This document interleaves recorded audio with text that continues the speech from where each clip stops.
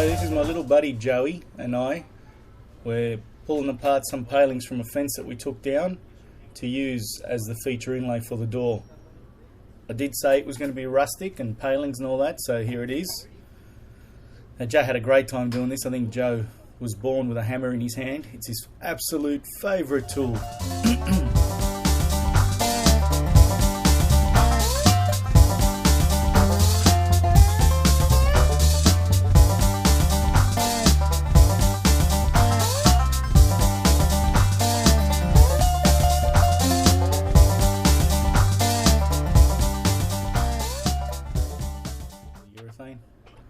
Alright, and here I'm setting up to cut the field panels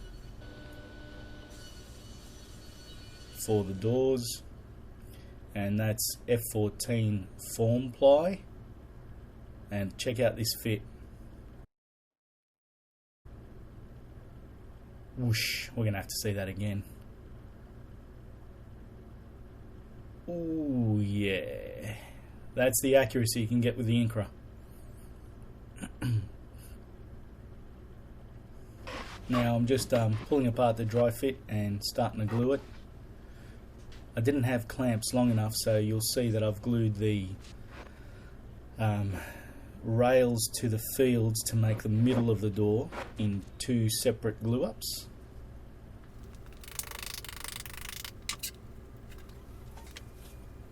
And I'm using Selly's Aquadhere exterior for this part.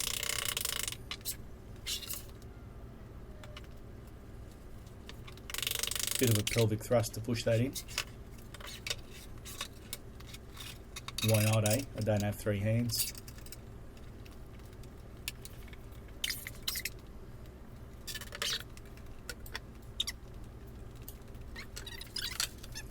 And now I'm joining the two glued up sections together. And these Bessie clamps were really good. The panel didn't like pull in upwards at all, it just stayed flat. Yeah, no, you can see it's pulled up a little bit. And one really cool thing about the Dowelmax is that I've been able to index off this last hole here, because this was the face that I checked off, the bottom face all the way along, because I knew I would have that panel to put in. I didn't just space off the top with a spacer, because that would give me problems there. And it's really cool that you can just account for the varying thickness of materials with the clamps on the back. Indexing from there, I just know that my holes all the way along now are just going to line up perfectly. I'm not going to have any issues. Okay, last hole.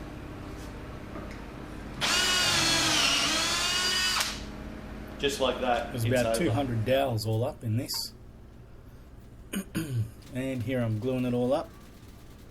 So I've done this in two sections. The style on the other side I glued previously, clamped it up, let it set, and then came back to do this side, because even with Type On 3, with 40 minutes open time, I wasn't getting enough time to clamp them properly and get as much squeeze out as I would have liked to get. I still was able to completely close up the gaps, but yeah, doing it in two sections was a bit of insurance that I wouldn't get stuck halfway through.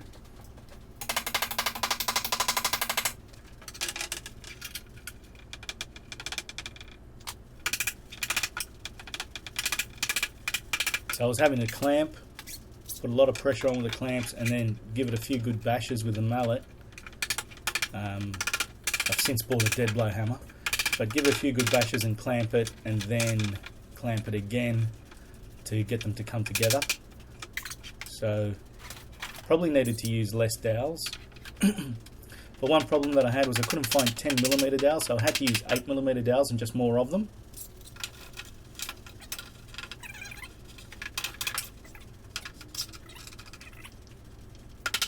But it all came together very nicely in the end.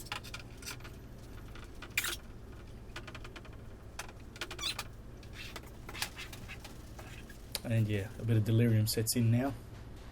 Yeah, baby.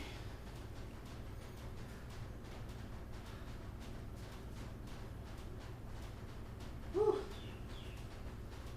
Right.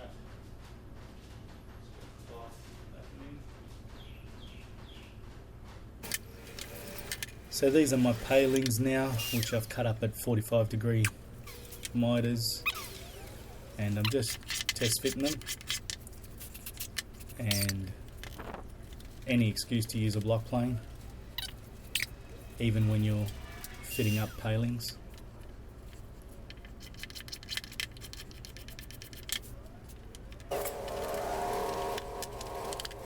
So you can see there's a bead of white polyurethane caulking in the corners there to stop any water coming through, and I'm using a brown polyurethane glue which allows expansion and contraction and is extremely strong. And I've also primed the edges with primer so that none of that pine anywhere is raw, even on the unexposed faces. And I'm building up the glue in the middle where there's a gap from the cupping. That polyurethane glue will just build a bridge basically, and create a connection point between that air gap and the substrate underneath.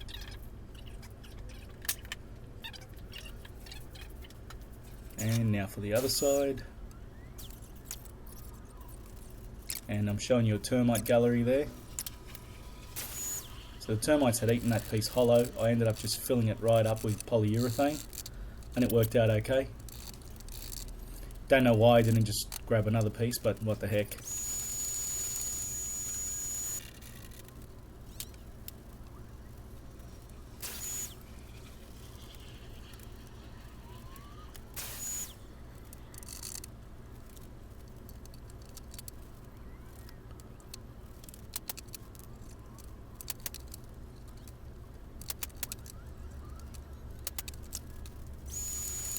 And I got a bit ahead of myself here and grabbed the wrong piece.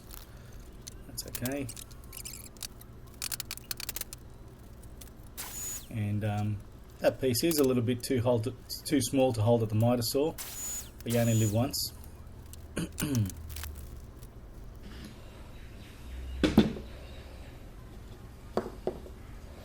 Lucky last.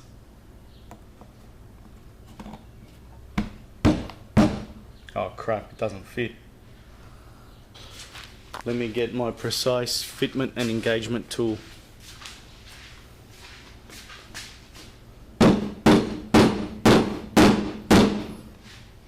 You beauty.